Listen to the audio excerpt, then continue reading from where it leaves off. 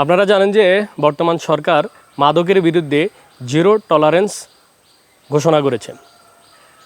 এরপরেই আমরা দেখেছি যে দেশের বিভিন্ন জায়গাতে স্থানীয়ভাবে, বিশেষ করে আমাদের রায়পুরে বিভিন্ন ইউনিয়নে অথবা আমাদের ওয়ার্ডেও দেখলাম যে স্থানীয় কিছু সমাজকর্মী অথবা রাজনৈতিক কর্মী এরা বিভিন্ন খুচরা বিক্রেতা অথবা যারা সেবন করে তাদেরকে ধরে পুলিশে দিচ্ছে। এটাকে আমরা স্বাগত জানাই, আমরা সাধারণ মানুষ এটাকে স্বাগত জানাই, এটা খুবই ভালো একটা কাজ। কিন্তু আসলে মাদক একটা ব্যক্তি, একটা পরিবার, একটা সমাজ, একটা রাষ্ট্রকে ধ্বংস করে দিতে পারে। প্রথমে মানুষ মাদকের দিকে কৌতূহলে বন্ধুদের মাধ্যমে সেবন করে, এরপরে আস্তে আস্তে সে আসক্ত হয়ে যায়, এরপরে আর সে মাদক থেকে ফিরে আসতে পারে না।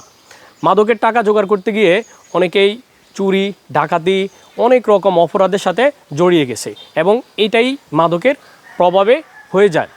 আর এই মাদকের কারণেই যুব ও তরুণ সমাজ ধ্বংস হয়ে যাচ্ছে। যুব তরুণ সমাজ যদি কোনো ধ্বংস হয়ে যায় তাহলে একটা জাতির জন্য অশনি সংকেত, আর সেই অশনি সংকেতের মধ্যেই আমরা দাঁড়িয়ে আছি।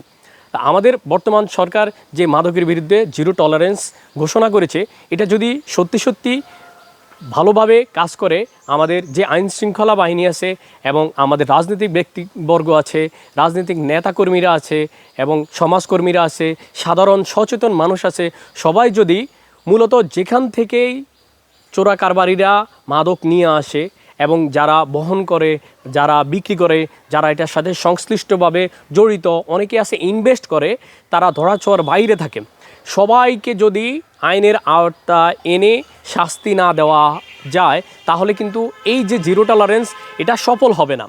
এবং এটা শুধুমাত্র মিডিয়ার মধ্যেই জিরো টলারেন্সটা না দেখিয়ে আপনারা বাস্তবিকভাবে এবং কার্যকরী একটা পদক্ষেপ গ্রহণ করুন।